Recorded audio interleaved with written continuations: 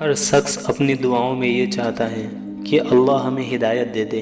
ہر شخص ہدایت چاہتا ہے، لیکن اللہ کی قدرت اس وقت تک ہمارا ساتھ نہیں دیتی جب تک اللہ کا غیر ہمارے دلوں سے نکل نہیں جاتا، اور اللہ کا غیر اس وقت تک ہمارے دلوں سے نہیں نکلتا جب تک اللہ کا غیر اللہ کے بغیر کچھ نہیں کر سکتا اس کی ہم دعوت نہ دیں۔ ایمان یا اعمال کی دعوت دیں تو اس کی حقیقت کو سامنے رکھ کر دعوت دیں، ماحول دیکھ کر یا ہماری سطح دیکھ کر یا سامنے والے کی استعداد دیکھ کر دعوت نہ دیں، اور اپنے یقین کی تبدیلی کی نیت سے دعوت دیں، دوسروں کی اصلاح کی نیت نہ ہو۔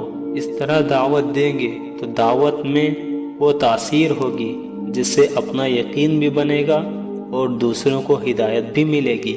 اللہ جل شانہ نے فرمایا، تم میرے راستے کی جد و جہد کرو، میں تمہیں ضرور بضرور ہدایت دوں گا۔ سورہ عنکبوت رکو نمبر 3۔ دعوت کی مبارک محنت اور اللہ کے راستے کی جد و جہد کو اللہ نے بہترین تجارت کہا ہے۔ اے ایمان والو، کیا میں تمہیں ایسی تجارت نہ بتاؤں جو تم کو دردناک عذاب سے بچائے؟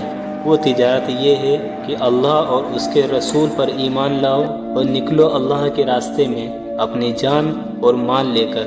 یہ تمہارے لیے بہتر ہے اگر تم سمجھ بوجھ رکھتے ہو۔ اس کے بدلے اللہ کیا دے گا؟ تمہارے گناہ معاف کر دوں گا اور جنت میں داخل کر دوں گا، اور اللہ فرما رہے ہیں کہ یہ بہت بڑی کامیابی ہے۔